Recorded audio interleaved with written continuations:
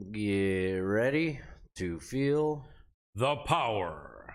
That's Colin Crandall, myself, Adam Roorda, right over here, and over there's Colin. I'm sporting my Midwest vibes here with the Bass Pro Shops hat, but definitely if you're an outdoor gear person, head on over to Bass Pro Shops. They are not even sponsoring us. I'm just wearing it, so I wanted to roll with it. We are sponsored by Lith Token. Head on over to LITH token.io. Check out what we're doing with some cool things. Now, that is not the show. That is me actually being the lead architect with the blockchain and a bunch of cool things with physical NFTs. I could go on for days, but just check out lithtoken.io. Follow us on social media over there and keep up to date with all the cool things we're doing with our physical NFT marketplace. And hey, we're doing so much fun stuff. Just be a part of the team. Come in, join the community. We've got a ton of people joining us. Colin, we've got some amazing guests tonight here, and with you always bringing amazing guests, I always want to make sure I also shout out what you have for a company here that you decided to buy a few years ago, and it is cross-trained.mmafighter.com. You guys make some amazing apparel over there, and it's actually past time for me to get a hold of some new shirts here, so I'm going to put in a nice order. Anybody else out there, you want them, hit up Colin directly. It's the way to go about it. Absolutely. Really appreciate it. Dr. Adam Roorda, these are some of the most flattering athletic t-shirts. They look good. They make you look in better shape. If you're not in too good shape, they make you look in fantastic shape if you're already in good shape. The top quality 30 single comb cotton and other proprietary blend ingredients. A great t-shirt for you, and I will make some deals here for people that support and follow MMA Power Hour. And I'm wearing the MMA Power Hour shirt. We don't have a run on these, unfortunately, coming up anytime soon, but we may as time goes by. If people put in some requests, pre-requests, or if you want to pre-order or just anything, let us know, because the same quality goes into this shirt. And yeah, Dr. Adam Roorda, Lith Token is great. I support that, and he is the blockchain architect. I, on the other hand, am the blockchain architect when it comes to MMA interviewing and media. And I like to call my work nifty. I wouldn't call you the blockchain architect, but you're the interview architect. You 100% are. And maybe we tie in blockchain with this. We are speaking with some partners over at Lith Token, and maybe we can get some streaming going over the blockchain. That would be cool. I would like something that. There's one company out there doing it. It's really difficult to do and really expensive, but hey, if I could do it, I'm going to decentralize it, make it more exciting and fun. And we love everybody's support in general for this show. Don't be afraid to throw out a tip here on YouTube on the Hannibal TV. If you do that, we will see it. We'll get a notice, and that's how you get us to answer questions when our guests are live. Absolutely. We really appreciate that, and we have an arrangement with Hannibal there, so there'll be no argument or questioning. Everyone gets happy if you can throw out a tip here in the MMA Power Hour to $1, $2, $5, $10 if you like what we're doing. Also, if you have any questions that you would like fighters asked live while they are on, we would ask that you throw in a tip for that, and we will make sure to get your question in there. But yeah, we've got still a little bit of time, Dr. Adam Roorda. Yeah, and we've got some people coming in and saying hi, and I somebody saying liberals are beta. Yeah, there we go. Yeah, I know it, baby. I know it. And what's the first? Two conservatives right here. That's right.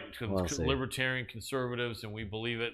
Elon Musk taking over Twitter. Love it. This musky smell smells so sweet. Man, but he's a socialist too. Well, I don't know. He is. He's hidden that. He's a self-proclaimed socialist.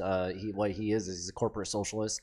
And whatever, you can feel how you want about it. I am all about his move with Twitter, though. Absolutely. I'm not going to be upset about that. Absolutely. You can't be. It's making people cry on both sides. So exactly. I love it. Freedom of speech is back. And then let me see what we have here. What is that English? That's not English, that last statement, is it? Yeah, of course it is. It says Bruce Lee was experimenting with MMA back in the 1960s. Yes, he was. I'm glad the person mentioned that. That is very, very true. Obviously, the phrase MMA hadn't been coined, but Bruce started really realizing that taking something from different styles and something from everyone and then adapting a skill set that works for you would be the best. And he did start learning some ground skills from my dear friend Judo Gene LaBelle, who's going to be 90 years old in October. God bless him. He is a legend. And so Bruce's ground skills mostly, if not exclusively, courtesy of judo, Gene LaBelle, and his striking skills. He had his own. I think he saw some Thai boxing that he liked and incorporated some, and some various different Western boxing skills.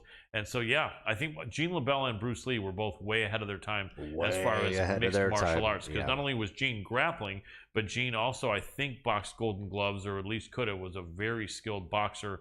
And, just both guys were amazing and good friends. A lot of people don't know.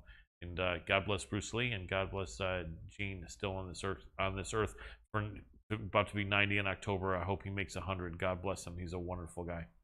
Absolutely. And getting asked the question here, what is the greatest finishing move ever? What do you think, Colin? I think the bulldog choke. No, and the finishing move is funny because they didn't actually mention submission hold, although finishing hold is kind of an old catch wrestling term, which could mean submission hold. It's so hard to say. I like a heel hook. A heel hook is one of the most damaging submissions out there. You can, I think I mentioned this before on the show, most of you guys know, you can break 3 bones with a turn of the ankle, breaking the ankle, the shin bone, and the kneecap, tearing, just popping everything. And super dangerous. Usually people will tap out to that. In fact, it's extremely rare that someone doesn't tap out to that. And I'm happy to see that people get a heel hook. We still don't have a lot of injuries. Although one thing a lot of people don't know is in the UFC, people are getting injured a lot. Even if a hold is on and turned a little bit, you can have some strain and some ligaments and even some tears. You're not hearing the fighter complain, and if it isn't completely broken, even sometimes if it is, sometimes the fighter gets up and walks away at least for a few seconds with all the adrenaline. And so these fighters are taking more damage than a lot of people think from these submission holds. When you see them get out of them, most of you know, a lot of time it's not getting out scot-free. It's getting out with anywhere from some damage to a lot of damage. So a lot of respect to fighters that will fight through a submission, and respect to a fighter that is caught and knows he or she's caught and then taps out. There's no dishonor in that as well. Anthony's over here saying it's the Orndorff's pile driver.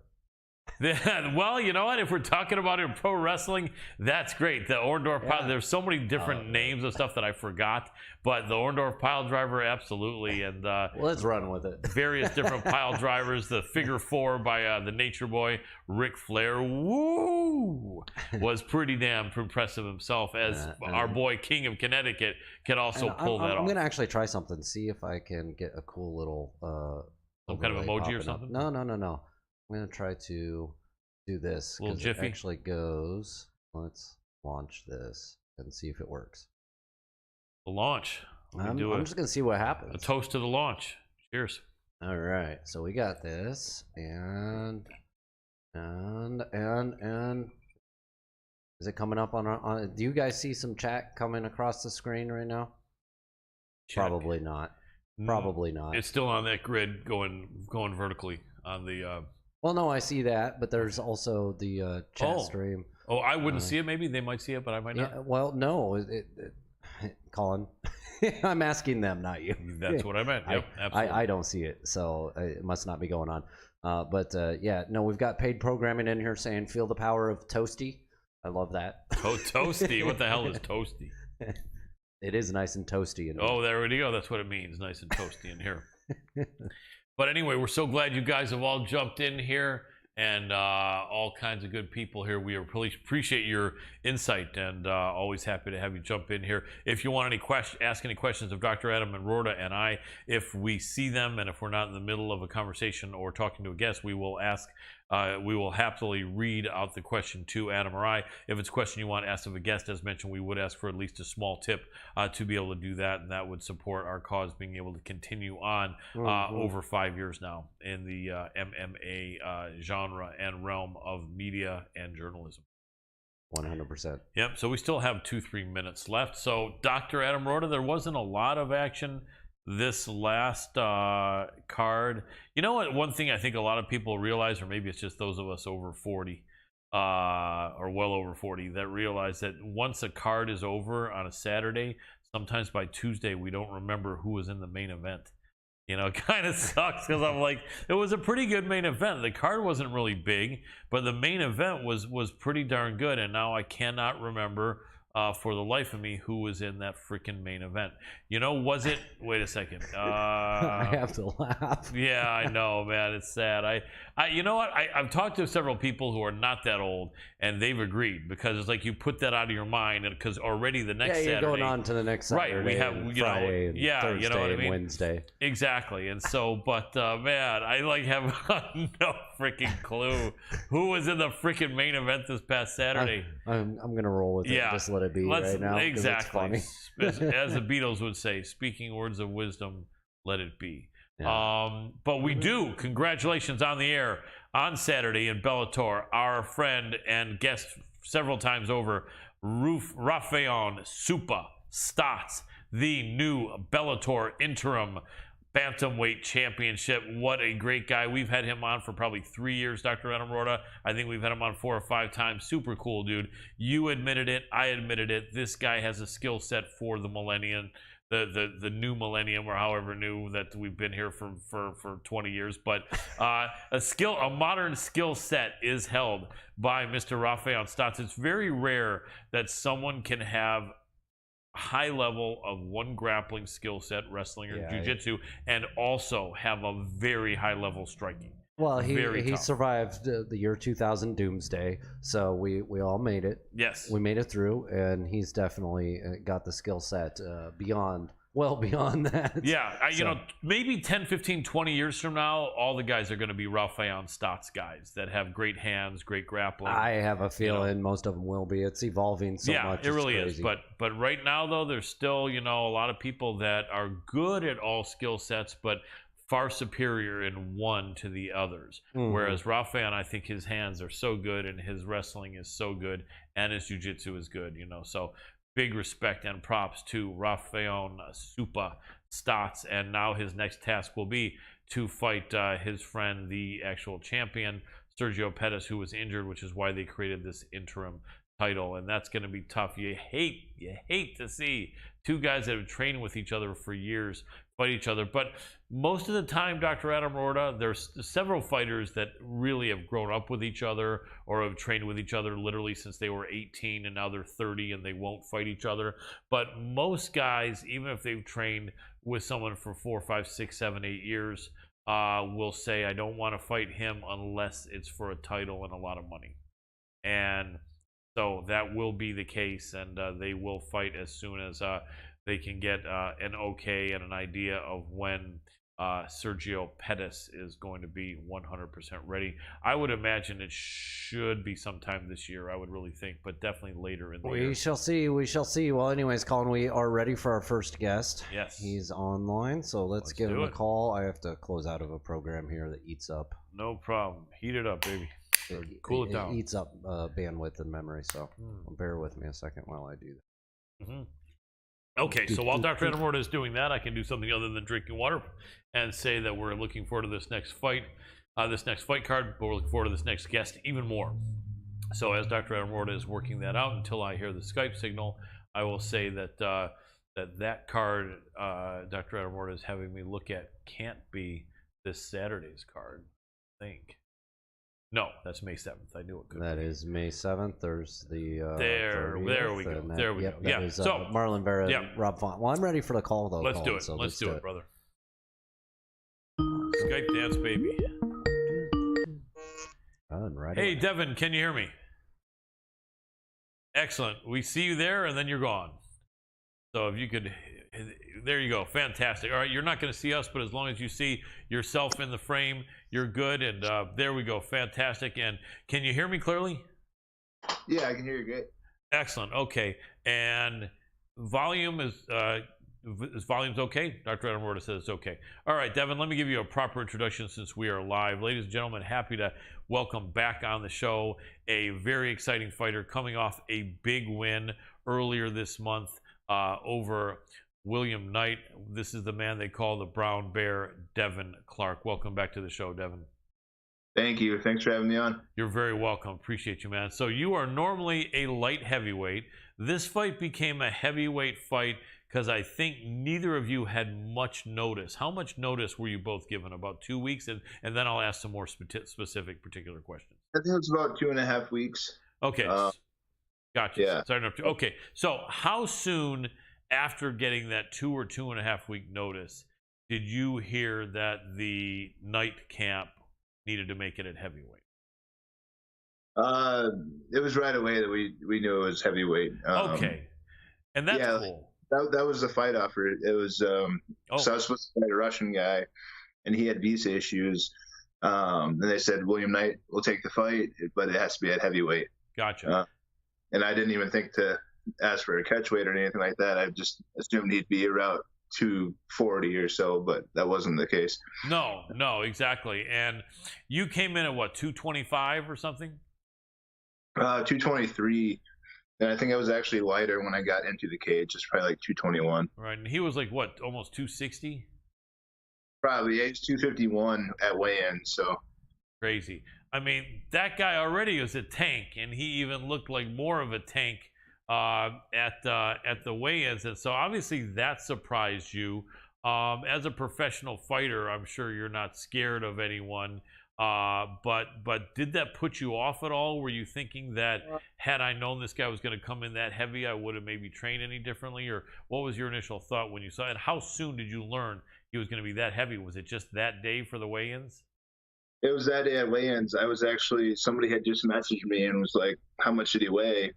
And I hear it over the speaker because he was one of the last ones to weigh in. He just kind of took his time. I hear 251 over the speaker. I'm like, oh shit, maybe I should have asked for a catch weight, but obviously in all joking manner, because at that point it doesn't matter what weight he is, what weight I am. We're fighting, and you just got to think in your head that it matters. Absolutely. Now, you fight a lot of fighters that are either your height or many of them that are taller than you. This is the first time you were going to be fighting a guy a little bit shorter than you and also kind of like built like a tank. Did you have kind of a strategy and a game plan? In fact, that's a good question. Do people kind of build strategies based on the height of their opponent? I mean, I would imagine it's a factor that does count for something, but what was your thought and strategy going in for a rare occasion fighting a guy that you had the length advantage on? Oh, absolutely. Especially for me, like you said, a lot of the guys I fight are at least a little bit taller than me. Yeah. And so in this situation, I can use my jab a lot more, and I can be safer when I'm using my jab. Don't have to be as quick with it, which I was even quicker with my jab for whatever reason. But when you're fighting a shorter guy, you have the range on him. I think it's a little bit easier. You kind of see stuff coming a little better and whatnot. When I'm fighting a taller guy, I have to cut the distance in my own little way and actually, use speed and a lot of footwork and stuff like that. So yeah, it is a different setup, and you do train for it a little bit, or at least per fight. At least there's some things to keep in mind when you're going into the fight. Obviously, you have to approach things a little bit differently. Gotcha. Now, there were a few clinches, I think, in the fight. How strong did he feel in the clinch? Was it kind of what you were expecting? Not as strong, stronger? Did it not really matter much, or what was your feeling when you kind of got close to him? He was strong, but not in a way that affects the MMA fight as much. He hit a lot harder than probably anyone that I've faced, but it brings to mind the Alonzo Menningfield fight, which I also fought Alonzo. He fought Alonzo. He beat Alonzo. But I felt like Alonzo's clinch game, he was a lot stronger. And I think that a lot of that was from, his football experience. But I'd have to say Alonzo was stronger than him with the clinch and stuff like that. But he might have hit a little harder. Yeah, absolutely. And I think one of the things that they kind of expected in that fight, the people that were in the night camp, and I think you were a slight favorite, although it was close odds. I think a lot of people felt that being that he was so short, it might make it harder for you to take him down and that you wouldn't want to stand with him. But it didn't seem like that was really your idea when that fight played out, or was it? No. It was kind of play the striking game with them until we have an opening. I'm working with a new camp now in Denver at Team Elevation, and we worked a lot on just setting up our entrances and using our striking until we have an opportunity to get in and really set that opportunity up instead of forcing it like I usually do. Absolutely, and you looked really good there. Elevation is a great team. I know that over in Colorado, there's a couple teams, Factory X, Elevation. I guess one was Genesis, or I don't know if Genesis still exists.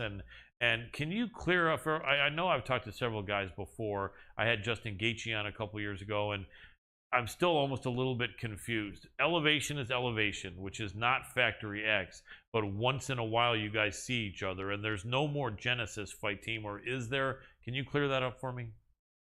I'm not sure about the Genesis fight team. I think they're, yeah, I'm not sure about that. I'm new out there. This is my first camp out there, and we kind of went in there with or I kind of got there at a different. They were kind of changing things around a little bit as well. But yeah, I mean, I work with my coaches, Cody Donovan and Vinny Lopez, and we have a little bit of smaller group. And that's the cool thing about Denver. There's so much training there that a lot of guys are spread out a little bit. Even on Team Elevation, they'll have different coaches, but then we all kind of get together for a team deal a few times a week or whatever. And so it's still very much a team, but a lot of guys have their own individual coaches. Gotcha. Can I ask who some of the guys that helped you for the camp were, or are there any big names that people would recognize that you see over at Elevation, whether you train with them or not? Curtis Blades, Gaethje's out there. Zach, I forget how to say his name. Apuega, he's a heavyweight. Okay. So he's gonna get mad at me for saying his name wrong, but yeah, we've got some good guys in the room. So yeah, definitely a lot of killers in the room and good up and comers as well. Absolutely, we're gonna have Curtis on next week, by the way. Yeah. So he's an amazing fighter. But yeah, so after you won that fight, that was a great feeling. I mean, you looked really composed. Your striking looked better than I had seen it before. I'm sure Elevation was partly due to that, the team and the training you got there, and just you being determined and getting better and better. That had to be a great feeling, getting that win. Did it make you think a little bit about heavyweight, or you're pretty certain that's going to be a one-off, at least for a long time? After a performance like that, it's hard not to think about it, right? Yeah. But I got to keep in mind that he's a smaller heavyweight. He doesn't cut from 270. But there are a lot of guys in there that I see myself doing really good against. It's just, and I'm sure I'll be a heavyweight here in the next couple of years. But right now, I'm going to go back down to 205 because I can make the weight, and I still have ambitions at 205 to be a champion, and I still think I can with the adjustments that I've made. If I can be that strong and finish people at heavyweight, there should be no reason I can't do it at light heavyweight. And I feel like even though this was a heavyweight fight, I was quicker than a lot of my performances in my light heavyweight fights because of my footwork and the new stuff that I'm working on. Absolutely. Did he ever hurt you at all? We see a little bit of a shiner under the eye, but that doesn't necessarily mean you were hurt. Did he ever hurt you with anything? A couple shots got through. After he threw a jumping knee, it hit me like right here, thankfully, instead of the chin. It hit me here, then he kind of did a barrage of punches, and I was just kind of covering up and protecting myself. Then he was so strong with his punches that he threw a couple of them, the last two he threw, and they hit my hands, but they still got through.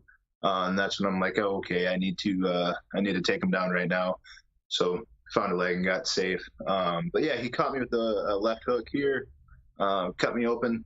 I had stitches in it. Just got the stitches out today, actually.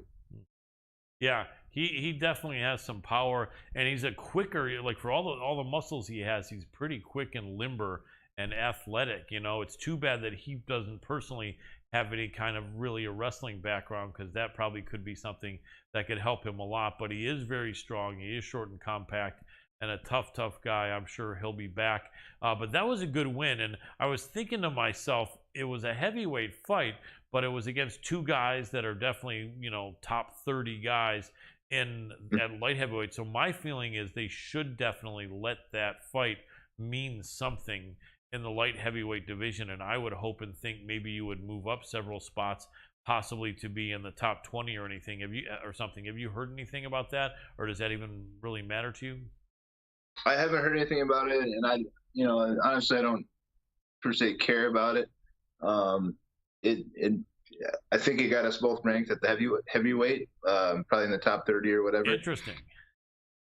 So, that's cool.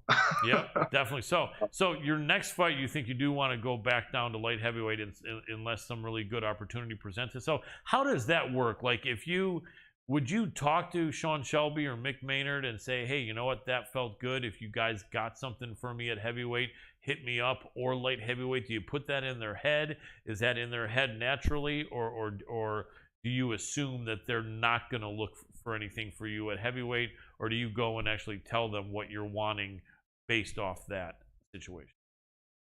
I assume they're going to try to match me at light heavyweight, but knowing that I'm comfortable fighting heavyweight, if they need a guy at heavyweight and they offer me and it's a good fight, I'll definitely take it. And they know I will too. I have a really hard time turning down fights if I'm healthy. So yeah, if they offered me a good fight at heavyweight and it made sense for me, I would definitely take it. But I'm sure it would be kind of like a last notice or a fill-in thing or something like that. But right. I think probably going to try to get me at 205 again. That sounds good. Is there anyone there that you'd like to fight? Or a few guys that you think would be fun fights? Or is there any guys that you've got some unfinished business for? Any fights you want to run back or anything like that? I want to run all of them back that I lost. That's for sure.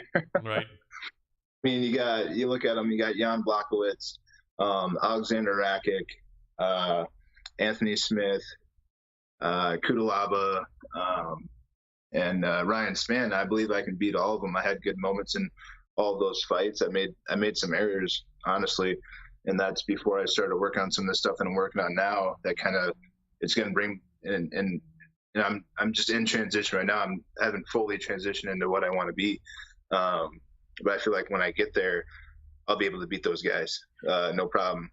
So. Yeah, I can see it. I think at elevation, you're at such a great team, and that does make a difference. It really does. So what do we have on the light heavyweight landscape? We've got Glover against Yuri. I think that's coming up in the next couple of months, unless I'm mistaken. What's your thought on that? It's such an interesting, question, because Glover, I had Glover beating Jan. Not that I have the crystal ball, and it's not like I knew and bet every cent I had, because there's nothing close to that. I just felt that even though Glover's an older fighter, the balance and the experience he has with the wrestling, with the striking, with the skill, that he was too good, and that proved to be true. Now we have Yuri, and Yuri's only has 2 UFC fights, if I'm not mistaken. Who did Yuri beat again? Can you remind me?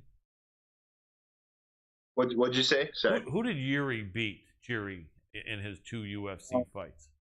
Did the other kickboxer, I think. Ozdemir, maybe. Ozdemir, the Swiss. Okay, and then he beat someone else too. But yeah. But he moved up quick. What's that? Said he moved up quick, but I suppose when you're a world champion in kickboxing, wherever he came from, that's easier to do. Yeah. I still think, though, that he's kind of a little bit of an untested, unproven commodity when you're talking about fighting for a title. What do you think? It's interesting because in betting MMA is so tough because you never know what can happen, right? One guy can be winning an entire fight and get knocked out or get subbed or break his leg. It really is the chess match of MMA, and it's one of the hardest things to bet on. I think that you guys that fight at the high level probably have maybe a little bit better insight than even really the best handicappers. But I think to a certain extent, there's not anything more than we can answer when it comes to 2 fighters that both have tremendous skill. But how do you feel the Yuri versus Glover fight pays off? Glover at some point is going to lose a step, being that he's 41, 42 now. But what do you think, Yuri or Glover, and what are a couple of the ways that you feel that fight could play out? Well, it's a super interesting fight because Glover does have the experience. He's a decent wrestler. He's got a chin on him. He's tough. He has aged a little bit, but he's the type of guy you want to count out just because of his age, and he's got to be slowing down. But him and Jan have obviously surprised everybody. Yeah.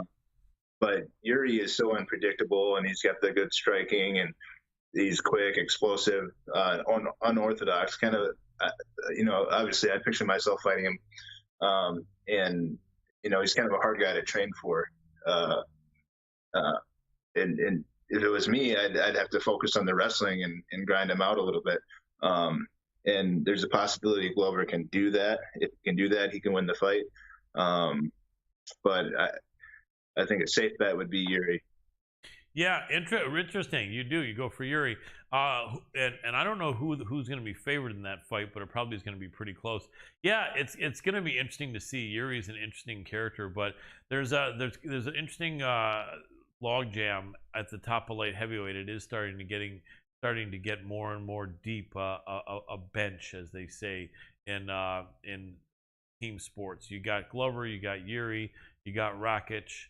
You got Megamed Ankalaev, you got Paul Craig, you got Jamal Hill, you got yourself in there, and Jan Blachowicz, and a lot of different people that are really, really good. And it's going to be interesting to see what unfolds there. But definitely, I think that you should be in the picture there, and I think there's some really good fights for you to have. How many times a year do you like to fight? 3 or 2 or 4, or what would be a sweet spot for you, do you think? 2 to 3 would be good. Okay. 2 super comfortable with a couple of good wins, but 3 would be even better. I think 2020, I think I had 3 fights in 2020. That was my most busy year. And it felt good to stay active and stuff like that. Last year I only fought 1 time and it sucked. Yeah. And you had 1 so far this year, right? Yeah, 1 fight so far. I should be able to get at least, for sure another 1, if not 2. So it's like, it just kind of depends on the fight too, how your last fight goes, if you got hurt or not or anything like that. After my before this one, when I fought Kudalaba, my teeth got messed up, so I had to take a little bit of time off. And that's not just physically to heal, but mentally to heal.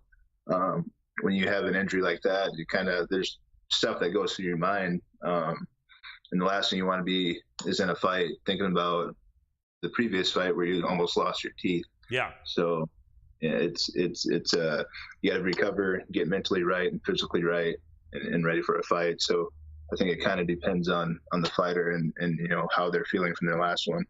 Absolutely, that makes sense.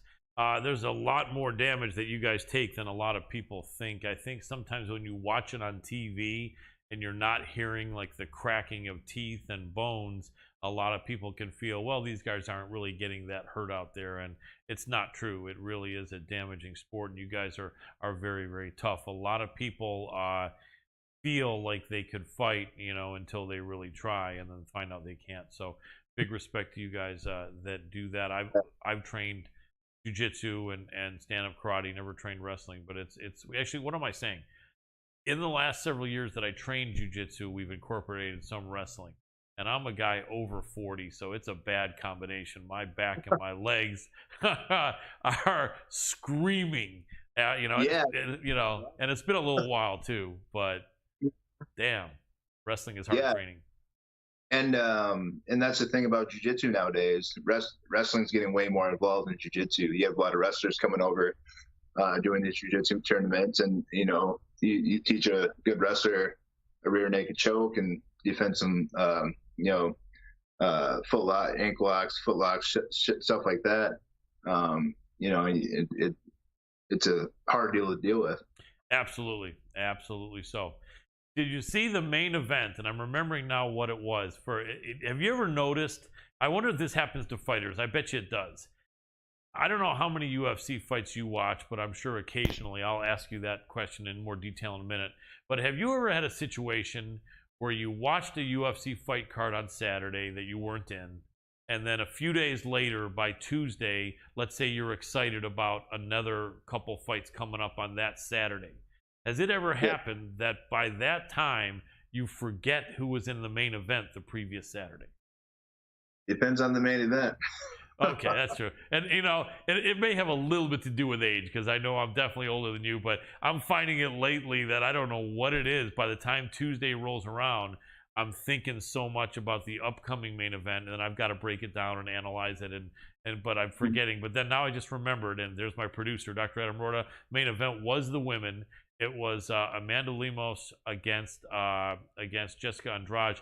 Did you see the fight? And if you didn't, or if you did you see a clip of that standing neck and arm or arm triangle choke? And what did you think of that? I didn't really watch it. I don't even think I saw a highlight of it. I heard about it though. That was the first one in UFC history, right?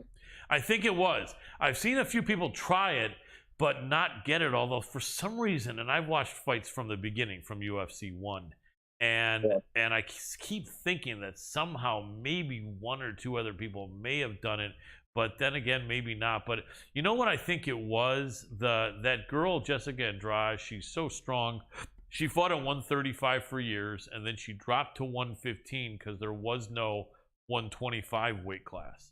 And then she went up to 125 for a couple years, wasn't able to beat Valentina Shevchenko, and then had just come back down. She's not a tall woman, but at 5'1", at 115, she's cutting a lot of weight.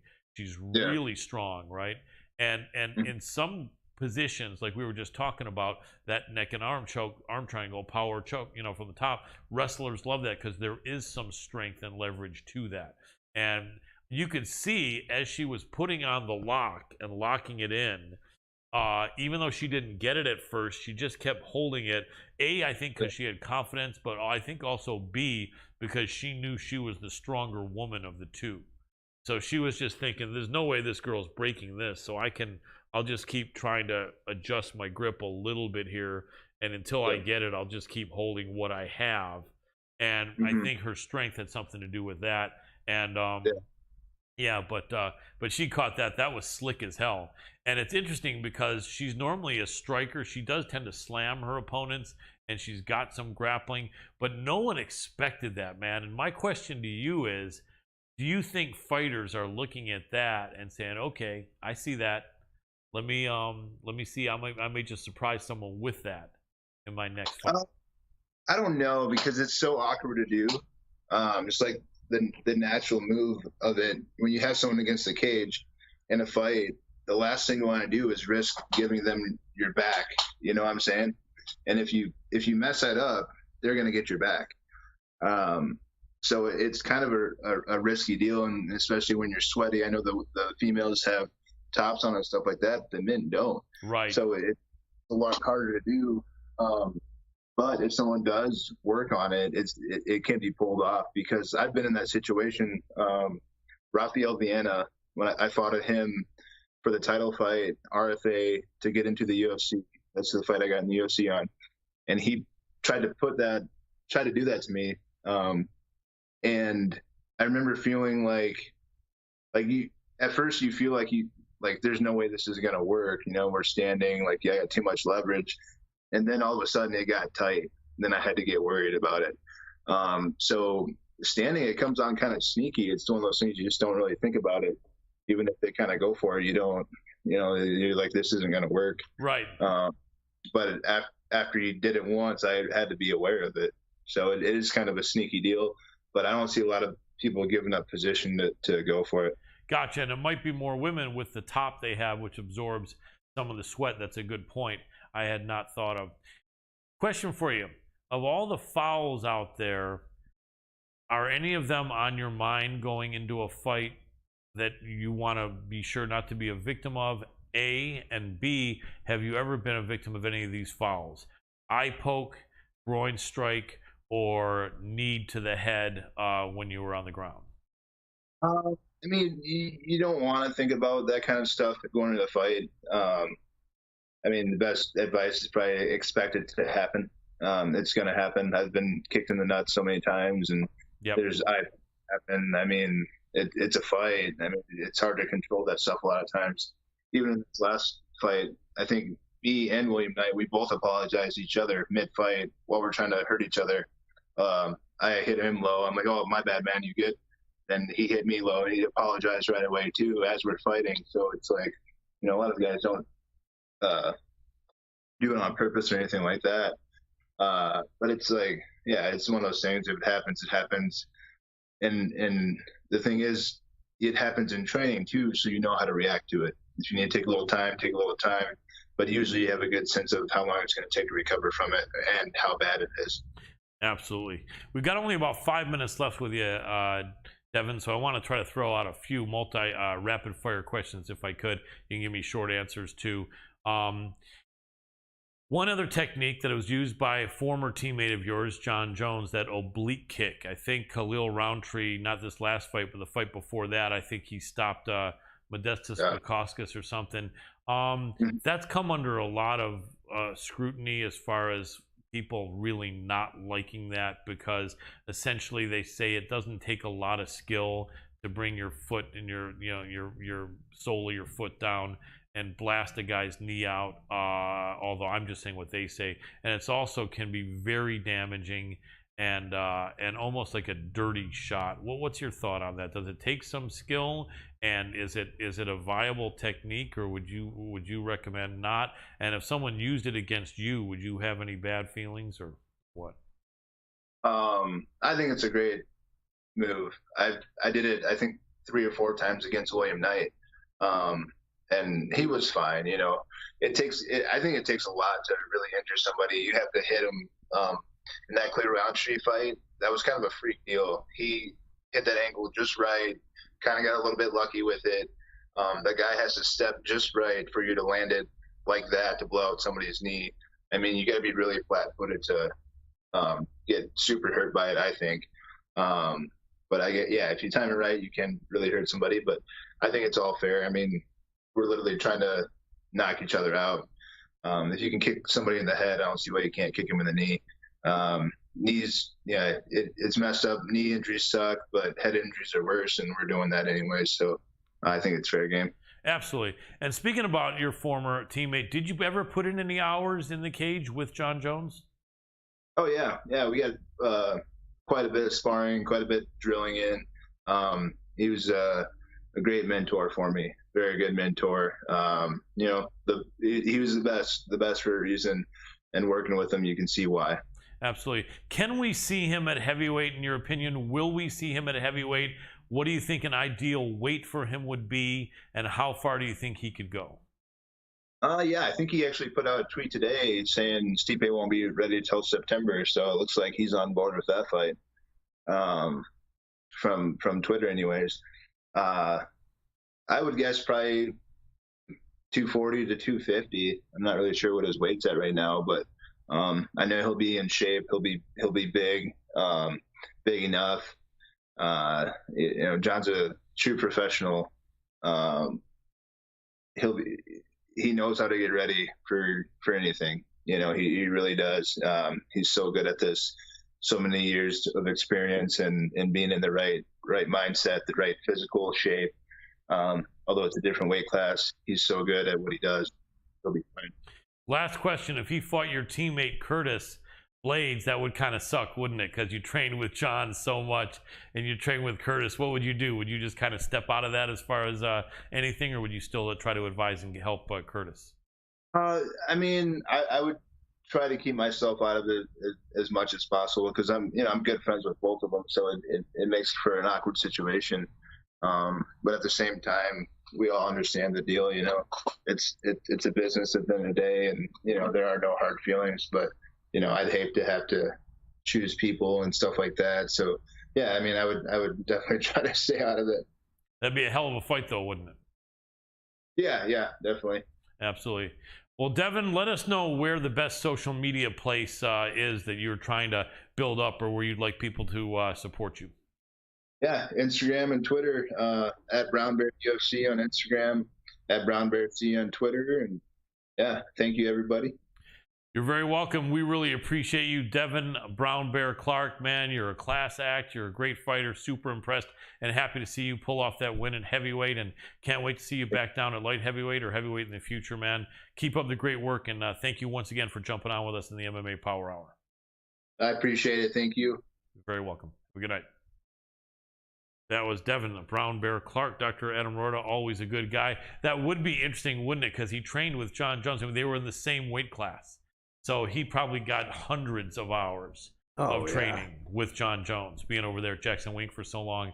And It'd be an interesting one to watch. Well, Jack against Curtis, because Curtis we've had on, and Curtis is coming on next week, and Curtis is so good.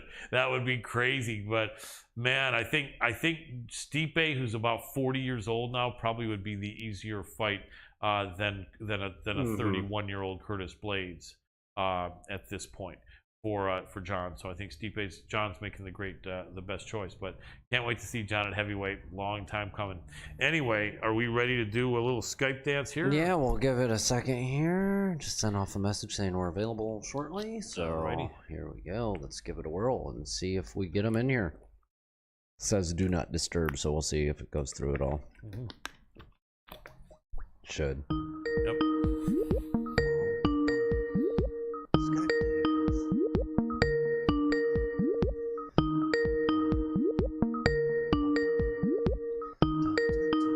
Skype dance, baby.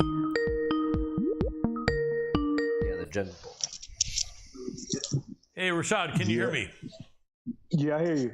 Excellent. Appreciate you, my friend. All we need you to do, if you wouldn't mind, is hitting that old video icon that shows we would have video, and then we will be good to go. Fantastic. Cool. We got you. You'll just see yourself there. So if you can be in the frame, then we will be perfect. All right, I'm going to give you a proper introduction because we are live. And so here goes, ladies and gentlemen. Super excited to have this guest on the show for the first time, joining a list of former UFC champions and a list of UFC Hall of Fame members. He went to Michigan State. I'm a Michigan boy, so although I know he's not from there, huge respect for him and huge love. We're talking about the man they call Sugar, Rashad Evans. Welcome to the show, Rashad. Hey, what's going on? Thanks for having me. You're very welcome, man. I was years ago when I first saw you jump into things, and I heard Michigan State. I was like, oh man, is he a Michigan guy? And so I know you're not a Michigan guy, but you were for 4 years there. And I think you appreciated the state of Michigan, didn't you? Oh, I love Michigan, man. Michigan was one of the most beautiful states I've lived in. You know, those lakes in Michigan, can't be matched by a lot of states. I mean, it's just beautiful out there. Absolutely. And Michigan State is in East Lansing, and then you're not far there from Ann Arbor, and then an hour from Detroit. Did you have a lot of places that you explored while you were over there, or were you mostly staying around school? No, I went all over Michigan. I went over to, Michigan University. Was Ann Arbor, Detroit. I was all over, man. I was even up in the UP. Nice. You met some of those Upers up there, right? Yeah. Very cool. Yeah. I remember back in those days, they were saying Elvis was still alive and he was up there in the UP. You remember that? In the UP. That was awesome. The Upers. Yep. Man, oh man. Well, I tell you, Rashad, so much to talk to you about. I've been a fan for a long time. Just to introduce myself, I'm a guy a bit older than you. I was training martial arts way back, and I had a friend who was training with the Gracies in their garage in the late 80s, early 90s. And before the first UFC, he had a press kit. They gave him a copy of the press kit. I had it in my hands for a little bit, and I had already watched Gracie Jiu-Jitsu in action, number 1 and 2 on VHS, right? And then I paid for that very first event. I remember one of the first things I said to my friend, because I had been a boxing fan. I was really young back then, but I had been a boxing fan for a little while. And I said, how is any athletic commission going to sanction this? And he said, it's going to be in Colorado where there's no athletic commission for combat sports.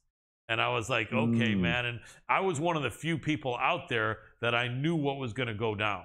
I knew Hoist was going to take these people out to deep water, and he was going to choke them out or submit them. And all those times back in those early days, hardly anyone heard about it. It was on no billboards, no sports magazine or newspaper would talk about it. No sporting television channel would talk about it. You probably remember, although you were really young. Oh, yeah. Right? And then to make it worse, around 98, they banned it. It became banned from pay-per-view unless you had DirecTV and Dish. And I remember there was a girl that I kind of knew would hang with a little bit.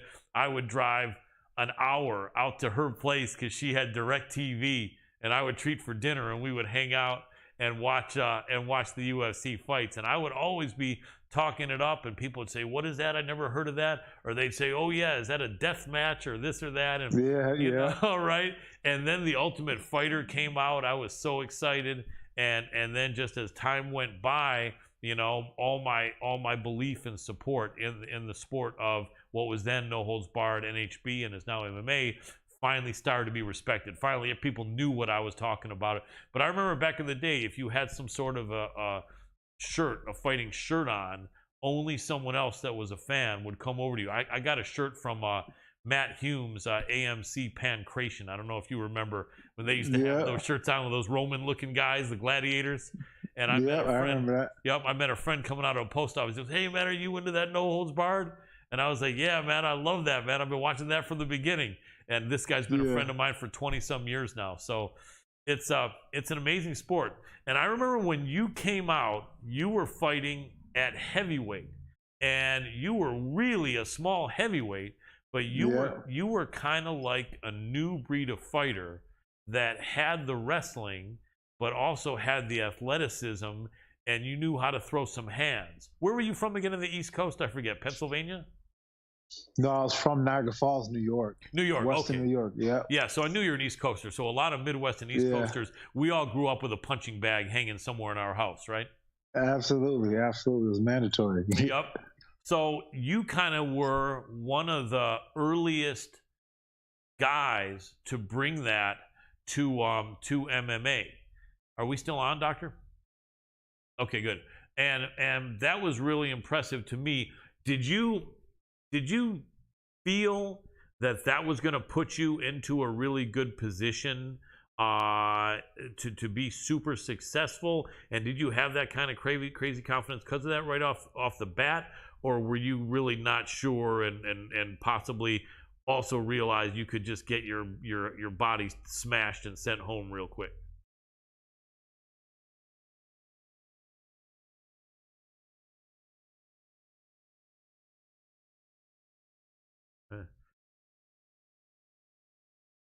Will he hear me if I say something, Doc? All right. Rashad, hold for 1 second, will you? This is very rare, but I'm so sorry to interrupt you, but we're having a technical difficulty real quick here. It could be something to do with the live stream. I really apologize to you. Give me 1 second, and let me see. We have a question on the screen. I'm sorry about that, Rashad. Give me 1 quick second. My producer's working on this, and hopefully any second. I see the lights turning, screen turning, and hopefully we should be good any second. Maybe I need to say a silent prayer here. I think I will. This is a guest that I've wanted to talk to for so many years, and on this rare occasion, we have to have technical difficulties because we are live, Rashad. That's why if we weren't live, I would just say we're just stopping and restart, but we are live. So we're doing everything we can. Give me hopefully no more than a few seconds while we're holding. I can't hear you at all, Rashad, but I appreciate you. Okay, look, Rashad, we're going to Skype call you right back. That should be the answer. Appreciate that. We'll disconnect and we'll Skype call you right back.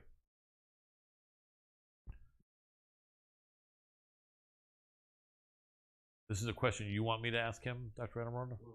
Okay.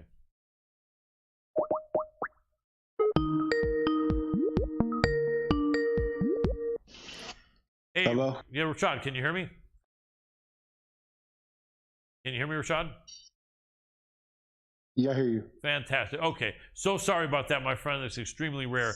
But play it back. I think we missed maybe about 10 seconds that you were answering my question about your mindset. And if you knew that you were bringing kind of like a modern skill set that would give you a great chance of success or not, or what your thought was coming into the UFC so many years ago.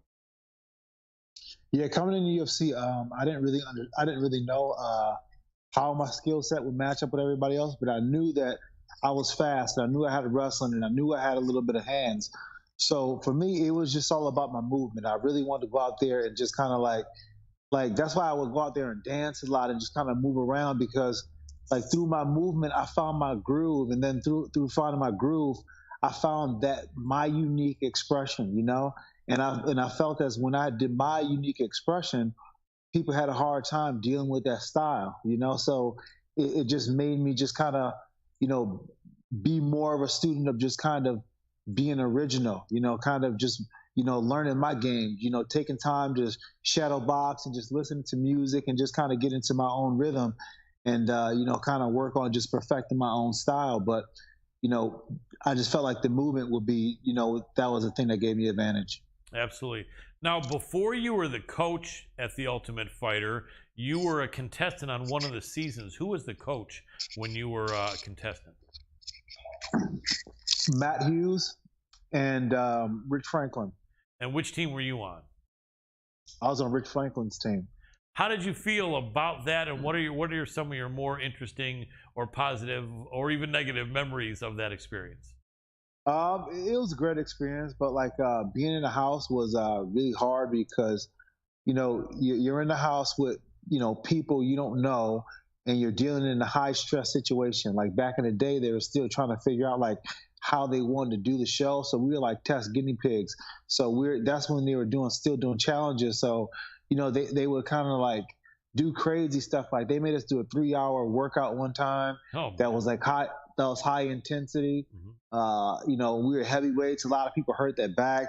It was just a crazy situation. But it was they wanted to get that for the camera. So it was a high stress situation. So what you found happening was like when you have your hard days and you're upset about something, you'll kind of like have no one to turn to but your teammates, or the guys who are on the show. And then you start confiding in these people and they become your friends, and then you have to fight them. And then that's the hard part about it, because then you become friends with them, and then you gotta fight them. Like for me, it was hard because, everybody I had to fight on the show, or I became pretty cool with, except for Mike Whitehead.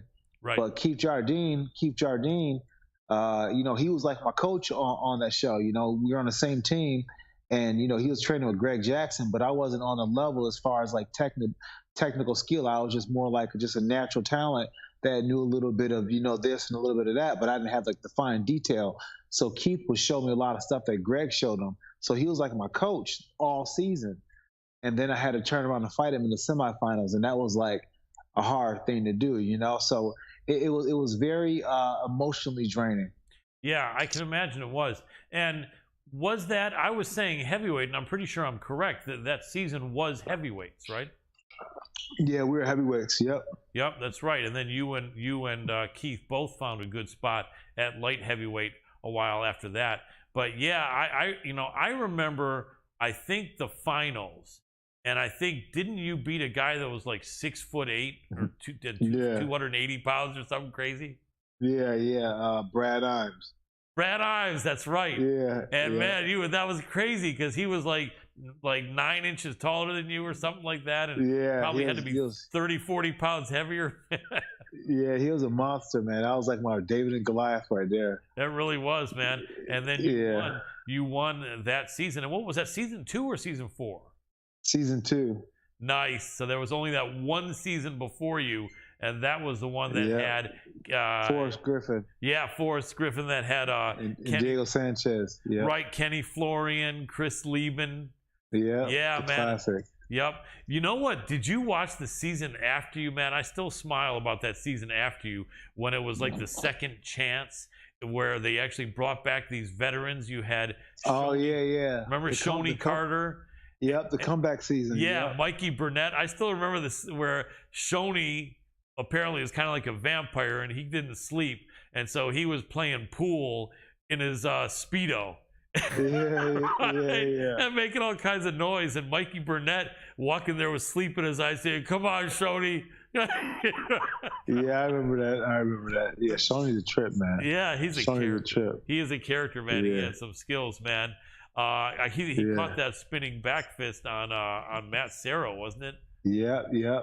Man, so many crazy fights. But and then I remember after you won that season, how long did you fight at heavyweight after that at all, or just one fight, or what, in the UFC? No, not one fight. Right after that, I went to light heavyweight. Makes sense. And was that the Yeah. intention the whole time, or did it take a minute for you to decide that? No, that was the intention the whole time. And it's Because even to be on that show, I had to bulk up from 190 pounds to 225 just to Right. be on the show. So you were eating good back in that season. I was eating too much, man. I hated eating to the point I used to hate eating. Yeah. That's crazy. But yeah, it makes sense. And you know what? It seems to be happening more often than not that people compete at a higher weight in the Ultimate Fighter than they eventually have their career in the UFC. And I guess probably the only reason that happens is because people are given an opportunity to participate only at such and such a weight. And if that's not the weight that they feel they're at their best, they still don't want to turn down the opportunity, right? Yeah, that's very true. But also, you think that you have enough for that weight class, but then you actually feel yourself against other people at that weight, and you're just like, ooh, I feel light, I feel small. You know what I'm saying? Because when you're in the UFC, everybody's downsized, but when they put water on, they just kind of just like grow. They like one of those sponges that are all shriveled up, but then once the water hits it, they expand and they just get big as hell. And that's how some of these athletes are. So they got that just add water type body. So you got these guys that are huge and shrink down to little classes. So in the UFC, you want to be at a weight class where you're the person going down doing that.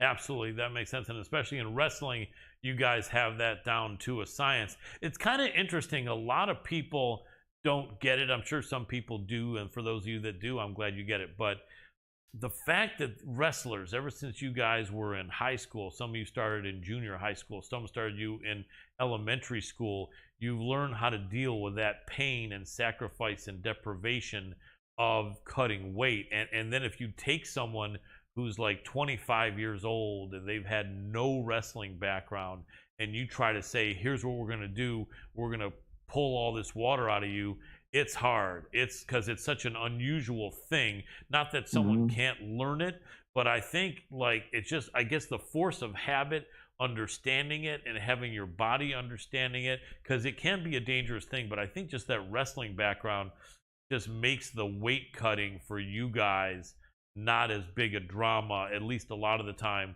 as someone that didn't have a wrestling background. Yeah, absolutely. I mean, learning to or even cut weight is a craft, and you really have to be schooled by some people who understand it, because you can hurt yourself if you don't understand how to do it. There's a right way to cut weight, there's a wrong way, and to do it right, it can be done very successful on a consistent basis. But if you do it wrong on a consistent basis, then your body will pay a long-term price from it. I've seen people who actually ruin their bodies from cutting weight wrong, and it's just, it's a whole process. You got to be able to incrementally get your body down at the same, and at the same time be able to incrementally bring it back up with the fluids and bring everything back with the nutrients and things like that, so that when it's time to fight, your body isn't just, eating away at itself. And a lot of people, they just kind of rush and just kind of, try to crash and do it. And they burn out a few times, but it only takes them a few times, and having that scare like they're about to die to be like, you know what, I'm gonna make sure I get a nutritionist, and I'm gonna make sure I do all the steps properly in order to make it an easy cut. Absolutely, very well stated. So, couple things I think people may not remember. I think you were the reason that Michael Bisping went down to middleweight. Michael Bisping, we interviewed a year and a half ago. He liked being on the show with me so much that he voluntarily pulled out his eye, which was freaking awesome. And I love that he did that. He's a great guy. Big respect to him. But that was a big fight. You and Michael Bisping at 205, because I think you were about the same age, and you were the athletic, tough American with the wrestling background and the hands, but still even a little bit small. Even, I think, you were a little bit shorter than a bunch of guys for light heavyweight. Bisping was about 3 inches taller than you. He was kind of this long, lanky, brash Englishman, super confident. That was a big fight. What was your thought going into that fight? And after that fight, I think immediately after, even though he had his moments in that fight, he went down to middleweight. Did that surprise you? I felt as if like going into the fight, I thought I was going to smoke Bisbing. I mean, like I thought like Bisbing was tough, but I thought like he was kind of sloppy, and I didn't really think that he was as good as people were building him up to be. But then when we started to fight, wow, he transformed, man. He was just a different person altogether. And I knew like after the first round, like I won the first round, but it was like a lot harder than I anticipated. And I'm just like, man, I'm getting kind of tired. And I'm just like, then I started to kind of like get in my own head, like, wow, why am I getting so tired? And then in the next round, I thought I could try to match the same pace I had in the second round. And then he started to pick up his pace. And then it was like a very close round. You know what I'm saying? Like it could have went his way, it could have went my way. And then I'm just like, oh God, this is a close fight, because it could be either 1-1. So I'm just like, oh my God, I got to win this last round. So then I find myself in a desperation mode trying to win this last round, and he's gutting it out trying to win the last round as well too. And I was so tired, I was so worn out. And after that fight was over, oh my God, I was just like, wow, I had a whole new respect for him. But it was a fun fight, nevertheless. He was he was one of my toughest fights in the UFC. Absolutely, it was a great fight. I remember. Do you remember what year was that? Around like 2007 or something? Yeah, 2007. Yeah. Yeah, and that was a Michael Bisping, I think, with 2 fully functioning eyes, wasn't it? Yeah. So you could say you're maybe one of the last few guys that fight Michael Bisping, that fought him when he could actually see out of both eyes. But when he went to when he went to middleweight, I thought that was pretty smart, because you were looking really good, even though that was a really close fight. I think he realized that he would definitely have some size on people and wouldn't have to deal with you at middleweight. So I'm sure you probably felt that was a good decision on his part, right? I mean, I never really thought of it like that, to be honest. I just felt like, maybe he just, understood the landscape at light heavyweight and understood the landscape at middleweight, and realized that was the probably easiest path to go. Because if you think about it, back then it really wasn't, there was like Anderson Silva, and he ran the whole gambit on everybody at the middleweight weight class, and they were kind of like, trying to get fresh blood down there. So, I thought he made the decision because of that I didn't really think like, oh, it's because I beat him, Right. No, definitely. I'm not trying to say that. But yeah, he's a good guy. It's interesting how I think he was one of the few people before Conor McGregor that kind of caught on to the fact that, hey, if you're from overseas, you may not be having as many people cheer from you. So you got to try to have some gimmick. And I think the gimmick was like a brash Englishman. And he really embraced that. Not that he wasn't cocky in his younger days, but I think he even said that. He kind of realized, that's what I'm going to do. People are going to come to see my fights, especially outside of the United Kingdom, because they want me to lose. And that'll bring people in, and people will be paying, for the fights, and it'll help the UFC. And, I think he had a good plan with that. Do you feel that if he had not injured his eye so severely, he would have won some more important fights later in his career? I don't know. I mean, he won the belt with that eye like that. You know what I'm saying? And that was probably, his best fight ever. I feel like, at times the eye hindered him, but I also feel like at times the eye made him fight bigger than he was able to that night. So I feel like I feel like he could have, went on and did better with the eye, but I don't know. I thought the eye just gave him a little bit more urgency. He was just really, a different kind of mindset when it came to fighting after the eye injury, because he knew he didn't have that much time in there, and he was really he really became a more aggressive fighter. And I just remember him fighting everyone after that whole eye injury, like Anderson Silva and everybody else after that.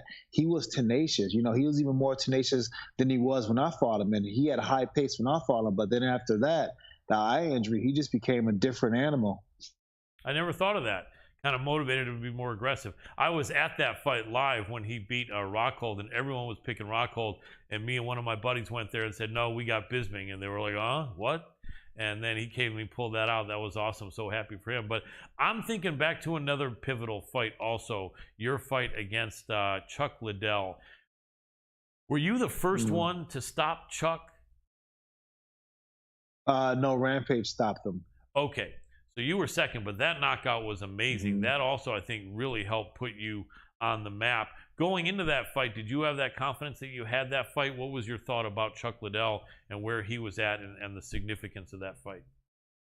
I felt like Chuck was on his way, bouncing back. He just had a great fight with Vanderlei Silva, and it was like an epic, legendary fight. And he was on the upswing. He was looking good and looking like the old Chuck back on form. And when I had to fight him, it was all good during training camp. But then as the days approached, the reality of, me fighting Chuck Liddell, the Iceman, the guy who I, pretty much grew up watching on TV, I was getting ready to fight. The guy who, once I got into the UFC, my friend straight up told me if I ever fight Chuck Liddell, I'm getting my head, knocked out, Right. So I mean, I was fighting him. So when that reality kind of creeped in, I got a little nervous, and Randy Couture gave me a good little pep talk. And then after I had a little pep talk with him, like it was, it really just kind of gave me perspective, and it allowed me to just kind of, let go and compete the way that I know I can compete, and not, be so afraid to just go out and just let whatever happens, and that's the freedom part of it, is because in the fight, it's one of the scariest things you ever do, because, the not knowing, the uncertainty of what's going to happen, it scares the hell out of you. And, it can make you, fight like crazy, or it can make you a coward. You can be afraid to go out and really perform. So to be able to ride that emotional roller coaster and go out there and perform the way you hope that you could is a blessing. And when I walked out that night to fight Chuck Liddell, I was geeked. I was ready. I was so ready, in fact, that I forgot my cup at the hotel. Oh man! And I didn't know that I forgot my cup at the hotel until like I was getting ready to about to walk out, because I waited till the last minute to put my cup on, and I couldn't find it. So so then, Nate Marquardt just got done from fighting, and I asked him, could I use his? And I ran out and I went out there and fought Chuck Liddell and Nate Marquardt's sweaty jockstrap, Nice. his cup. Nice. That's But awesome. I mean, it was disgusting, but at the same time, it's like, how bad do you want it? You know what I'm Right. saying? How bad do you want it? Like, are you, do you want it so bad that you'll, wear another dude's sweaty jockstrap Yep. and go out there and lay somebody up, because Yep. that's how bad you gotta want it. That's how kind of be, your mind's gotta be like, hey, there's nothing that's gonna stop me. There's nothing that is gonna make me, throw me off my game from going out there and competing the way I know I can. Absolutely, I like that, and that definitely is an example of that. You got to sacrifice, and to achieve success and achieve greatness, it's not going to be easy, and it definitely takes a lot of sacrifice and things you may not want to do, or most people don't want to do, but you like to do it without a question. In fact, now I remember, and I'm glad you mentioned that. And once in a while, because like as I was telling you, I was there from the beginning watching UFC and Pride. So just to put the correct filter on the question I asked there. It was in Pride where Rampage had beaten Chuck Liddell. I do remember that. That was a really good fight. Dana White was there because Chuck had beaten Alistair Overeem in the first round, and then he went up against Rampage. It was a really good fight. Rampage beat him, but Chuck had come back and got on track in the UFC, and you were the first person, I think, to beat him in the UFC other than Randy Couture, I think. No, it was first. It was Rampage, because when Rampage came back to the UFC, he knocked him out. Oh, you're kidding. No, he did. Yeah, he knocked him out. Oh wow, Chuck, I did not know that. Okay. yeah, Chuck threw a right hand to the body, and then Rampage came around with a left hook. I gotcha. Okay. Still, though, it was a great win. That was a slick. What was Yeah. that, an overhand right you caught Chuck with, or was it a left? Yep. Yeah, Overhand right. Overhand right. That yeah. was awesome. That was a highlight. Did you get fight of the night or win bonus and everything there? Yeah, I did, man. It was a good night, man. It was definitely a good night. Without a doubt. Yeah. And sorry, go ahead. No, I said, and back then the UFC, they used to do it differently back then. You know, they used to go backstage and be like, you know, to take care. You know, they were. It was different back then. You know, a lot different back then. Very cool. All right, my producer is mentioning something here. We're still good though in the audio. Is there a video problem, Doctor? Yep. Connecting back to Spectrum. Okay. So, Doc, does that mean we need to call? Okay, we're good. And so after that fight, how long after that were you a coach on The Ultimate Fighter against Rampage? It was probably like a couple years after that. And you had known Rampage, I guess, a bit. Obviously, you knew of each other. Had you guys always had some bad blood? Just as soon as you saw each other, you didn't like each other, or were you guys cool to start with? Did you guys ever go out for a drink, or what was? If I can ask all these years later, what was the lead up to your and Rampage's type of relationship before all that craziness in that absolute classic season of The Ultimate Fighter? Well, I used to be the biggest Rampage fan. Matter of fact, when Rampage lost to Vanderlei Silva, I was such a fan. I almost cried. Cried. Right. Yeah, I was hurt. I was distraught. Yep.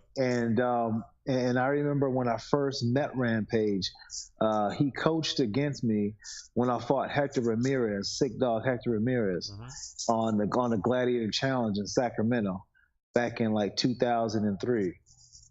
And you know, I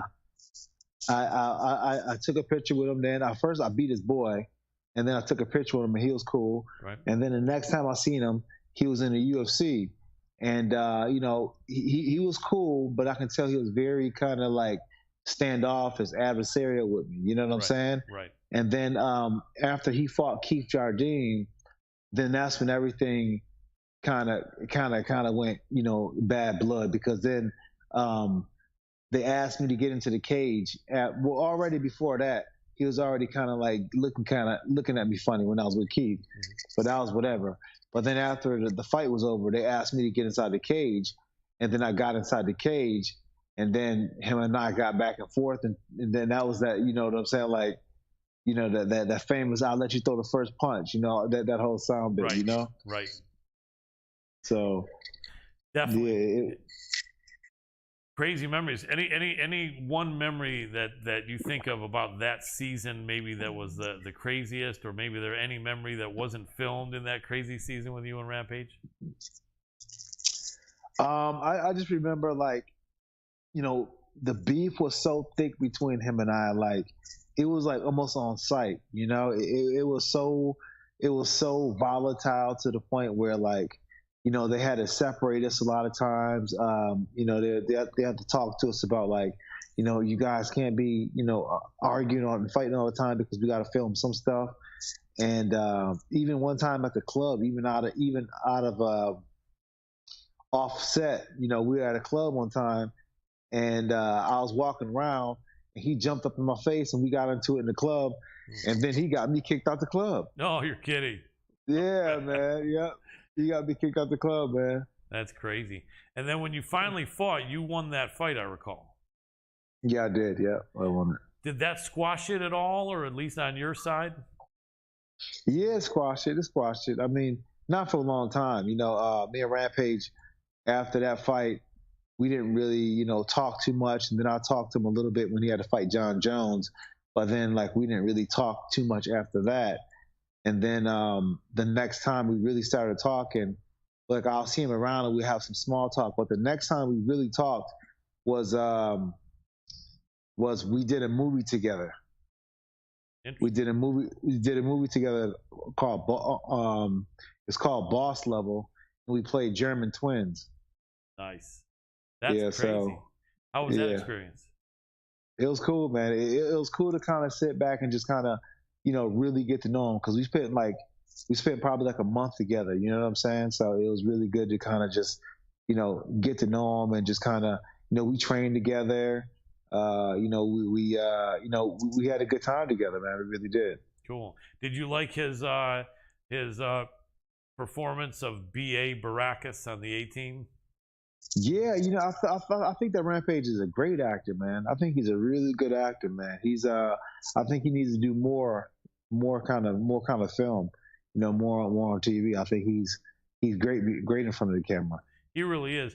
Did you ever see a thing that was on YouTube probably 12, 13 years ago where him and Bobby Lashley were being driven over to go to some event and they had to stop and pick up King Mo? No, I never seen it. Oh, you have to see that. You have to see that because Rampage and King Mo had been talking about each other for a minute because King Mo was over there. It wasn't Pride, or maybe it was something. He was in something. Yeah. They hate each other. Those two don't like each other. Oh, and then Rampage said he came in and he said, "You look like James Toney on crack." And they went at it. It was funny. You have to see it. I think it was a two-part thing. And at a couple points, Bobby Lashley's sitting there, 300 pounds of muscle, trying to say, "All right, man, okay." And nothing was getting that dangerous or heated, but it was really funny because Rampage is in the front and he's turning his body backward to be able to talk trash to King Mo. Hey, Mo's brother. Hey, dog. Hey, dog. Hey, okay, Rampage. Okay. That was it. That's perfect. That's what King Mo was saying. Yeah, he was funny, man. Okay, dog. Okay. That was it. Okay, dog. Yep, that was pretty much it. And then Rampage was like nailing him, rat-a-tat-tat, throwing all kinds of stuff at him. And that's what he was saying. All right, you can say that, But that was definitely funny. Well, I'll tell you, Rashawn, I don't want to keep you too much longer, maybe 5 minutes, although there's so much I could ask you, man, but I know I don't want to keep you up too late.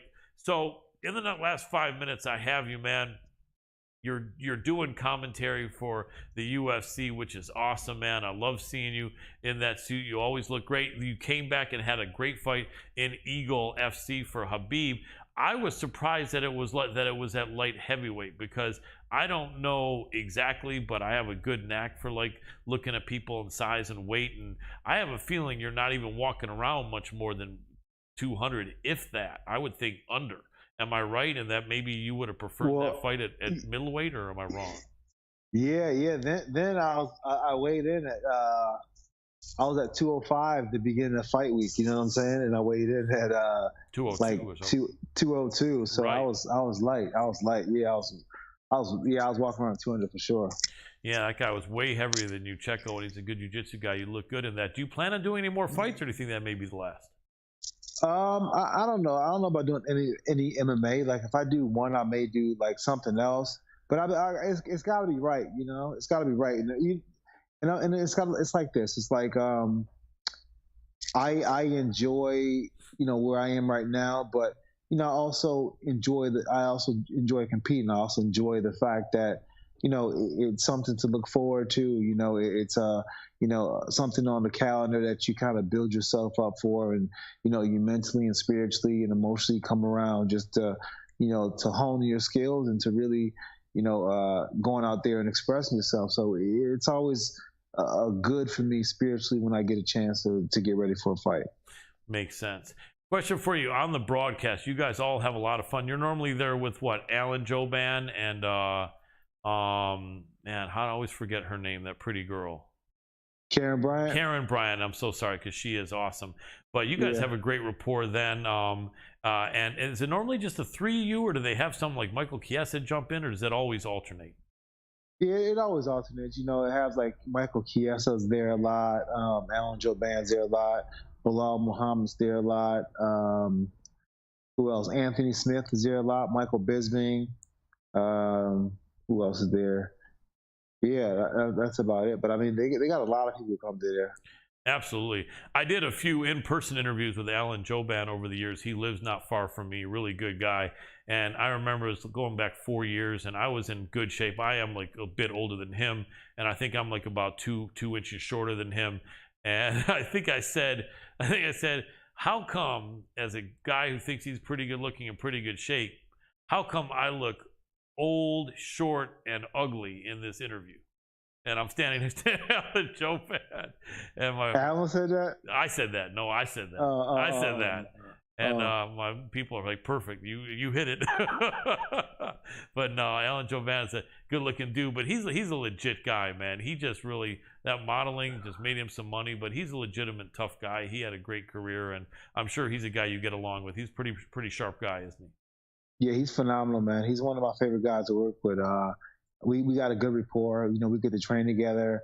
We can just, you know, kind of sit and just, you know, conversate with each other. And that's the best thing about, you know, working on the desk is that, like, everybody who works on the desk, you know, we're like family. We're all cool. When we get a chance to work together, we don't only work together. We hang out. You know what I'm saying? We really spend time with each other. That's very cool. And, you know, it's in a work atmosphere, to be happy and comfortable, man, it makes work so much better, doesn't it? Oh yeah, 100%.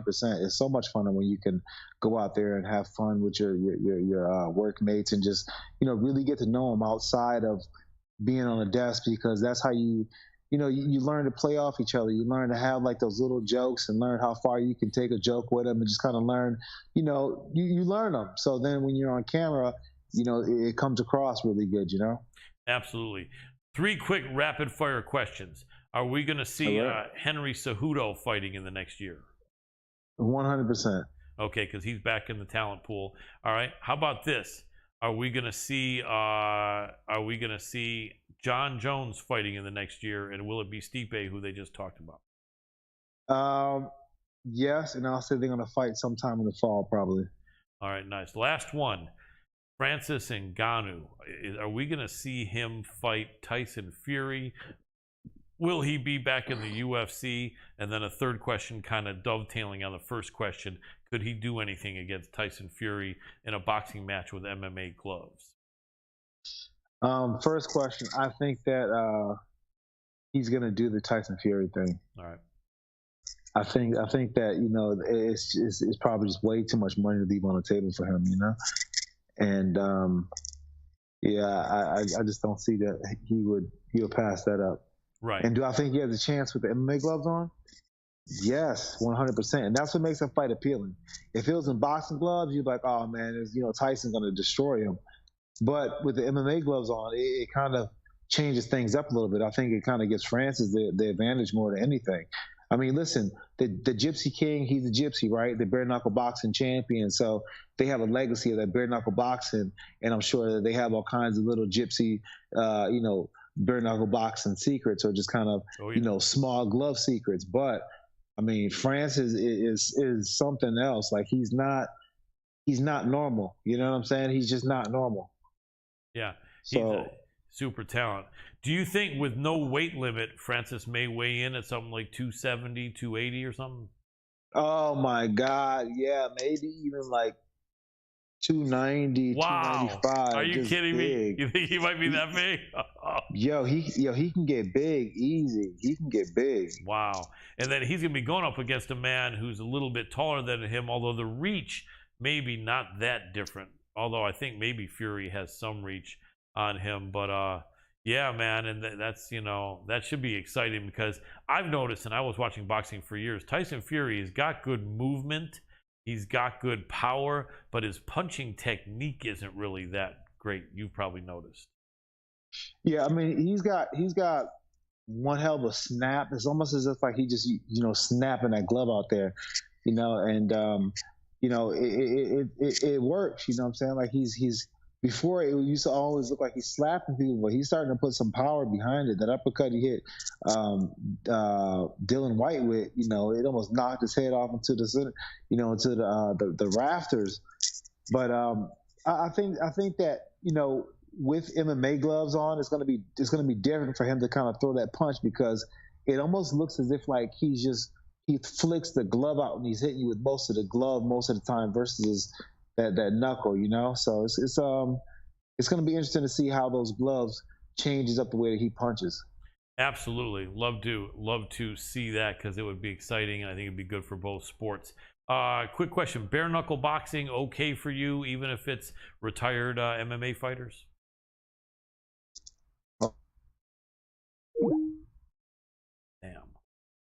I'll try to grab him back real quick, then I'll wrap it up.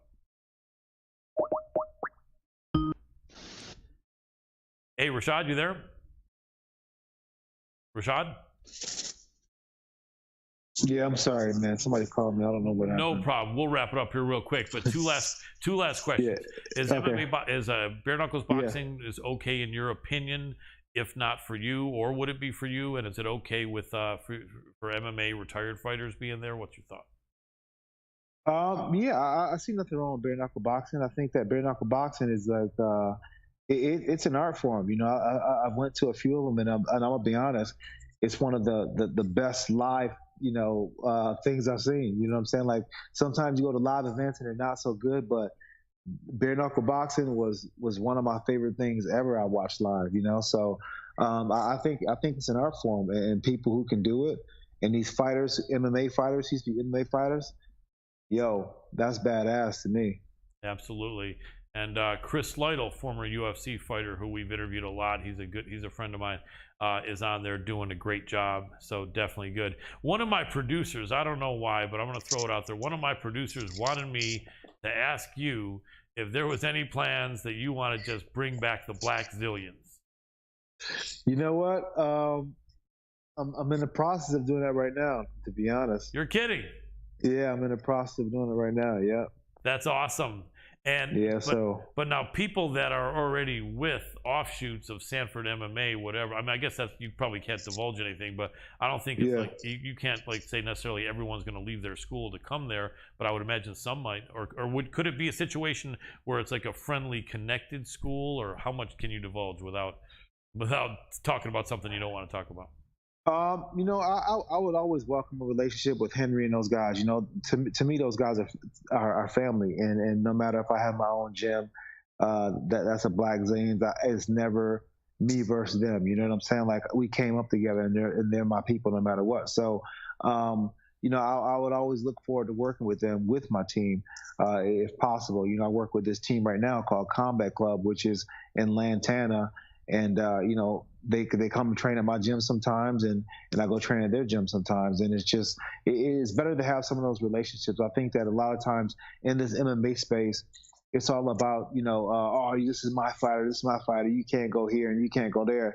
I don't believe in that as a coach. I don't believe in that you have to stay in my gym. You can't go anywhere else. I believe that if you come and train with me, well, you pay me to do a job. I don't get it twisted. You know what I'm saying? I don't try to own anybody's career. So, it's up to the fighter where they want to train. I can only give them my best advice and guide them the best I can, and that's how I believe in coaching. So I don't try to stop my guys from going anywhere.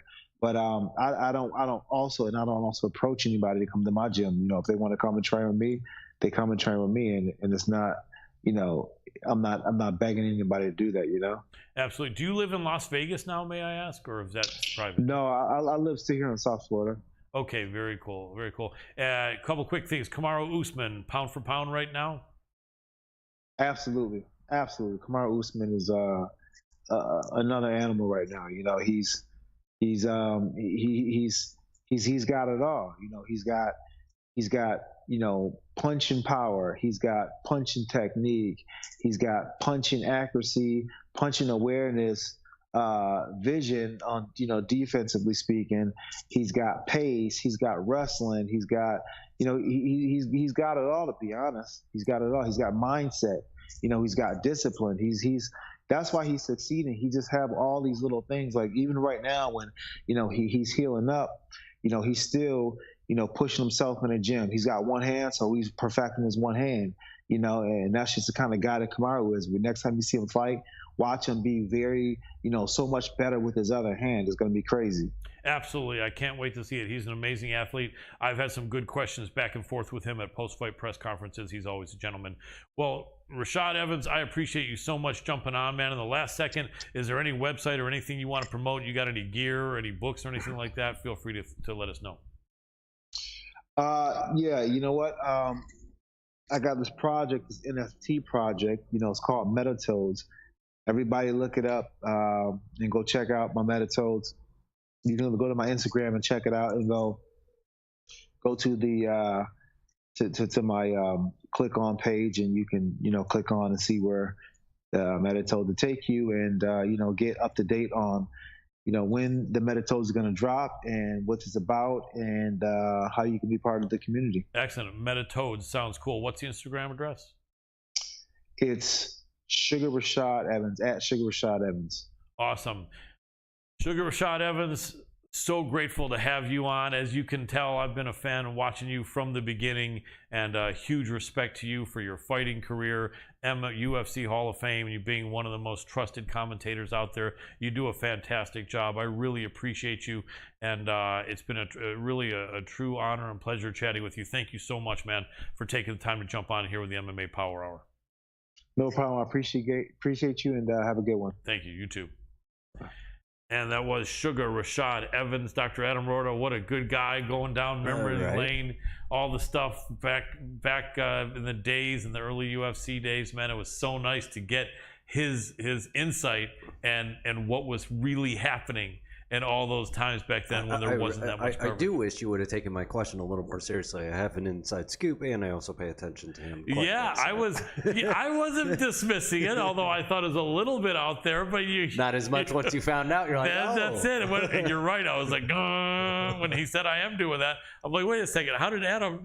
But yeah, very good call on that. It's good to know, man. Yeah, you have to remember I have my sources, especially guys from this era. That's right, you do. Well, man, that was a treat, and I tell you what, we're not gonna go for the next 25 minutes, guys. We're gonna wrap up real soon here. Did you want to do 2 minutes on the main event here?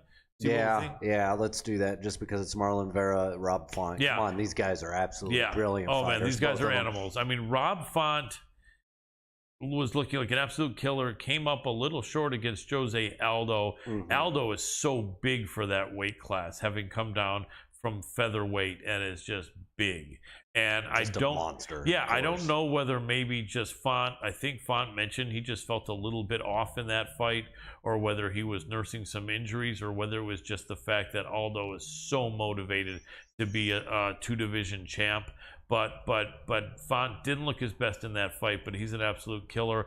Going against Marlon Vera, Cheeto Vera is amazing. We've interviewed him. Cheeto has nowhere near the experience of a Jose Aldo. And Cheeto is a good-sized bantamweight, but he's not a huge bantamweight like Jose Aldo. So it's a completely different matchup, although Cheeto is really young. I think Cheeto's 4 or 5 years younger than Font. Right.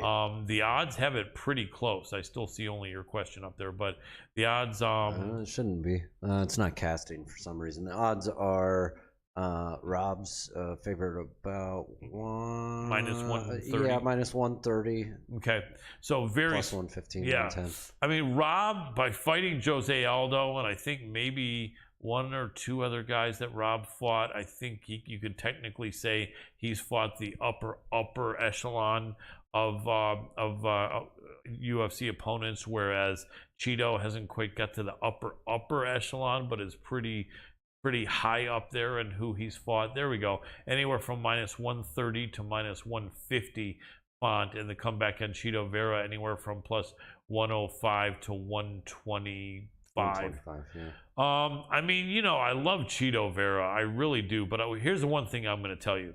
One of the things Cheeto told me when I asked him, because at one point he was on a 5-6 fight win streak, all by stoppage at bantamweight, which nobody was doing. And I asked him, how is it that you're stopping all of your opponents at 135 pounds? And and he said, man, he said, I'm willing to put myself in bad situations. And he said, a lot of fighters are not wanting to do that. He said, I'm willing to put myself in risky positions to be able to get the knockout, to get the stoppage, to, jump in the fire, to be able to land what I got to land and do what I want to do. And I never forgot that, obviously. And so I think he's going to be willing to do that. And then Font is a beast. Font is definitely wants to get that. When he went on that four fight win streak there against Pettis. Sergio Pettis, Ricky Simone, Marlon Moraes, and Cody Garbrandt. Those are all on him. Those were killers. I thought he was going to take Jose Aldo. Yeah, I know. Font was looking really good going into that Aldo fight, and then it just didn't pan out. Now that's only going to be a 5 month difference No, 4. About 4. Let's say 4.5 month difference between that last fight for Aldo. How long ago did Cheeto fight last? It's been longer than that, hasn't it? Marlon Cheeto. It was right around then. No, it was before December, wasn't it? No, November. 1 month before. Okay, and he fought Edgar and caught him with that beautiful front kick. I remember that. So yeah, they're both perfect. Less than 6 months since they last fought. Vera is 29. I think Font is like 33 or 34. Can you verify that real quick? You go way to the top. So Vera is 29, and Font is 34. 34 is not. It's not young, but you're right at that. He may still be good without. He's still good. Yeah, kicking. He's still good. But for a bantamweight fighter, 34 is not in your prime. It just isn't. At that lower weight, your prime is done maybe 32. It's not unreasonable. Sorry to talk over you, but it's not unreasonable. But it's not your prime. That's my only concern. I think you still can be at 34. I think he's right in that range. Well, I think you can still be in your prime until right around there, depending on the person. Sometimes it's 35, 38 is when the testosterone levels naturally start dropping. But the lower weight, man, it's so much about reflexes and speed. Almost everything is about that. Put it this way: either way, Rob Font is great. If he's a shade past his prime, then you can't see it by his skills. Save for the Aldo fight, but then Aldo's.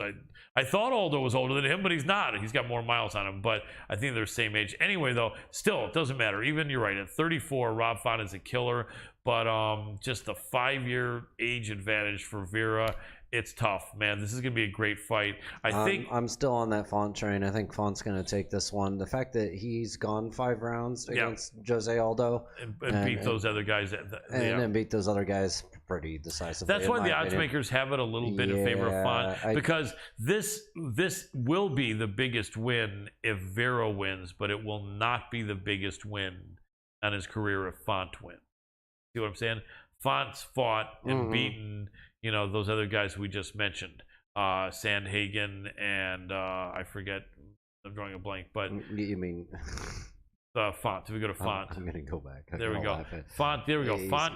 It's Sandhagen, I get that, but it's Cody Sandhagen, Marias, Ricky Simone, and Sergio Pettis. I mean, even though Marias not quite on the same level, it looks like in his last career, in his last couple of years, and I think he's retiring now. He was at one point on that level. And Sergio Pettis, Ricky Simone, absolute killers. And it wasn't Sandhagen, it was Garbrandt. He beat Garbrandt, not Sandhagen. But still, Sergio Pettis, Ricky Simone, and then stopping Marias and then, so that's what it is. If Font beats Vera, this won't be the biggest name guy he will have beaten. But if Vera beats Font, this will be the biggest name. Well, except he beat Edgar, but Edgar was definitely past his prime. I think Font's taking this one in 2nd or 3rd round. I really do. Man, and that's another interesting point. This is the main event. So this is 5 rounds. It's going to be don't miss this fight, guys and girls.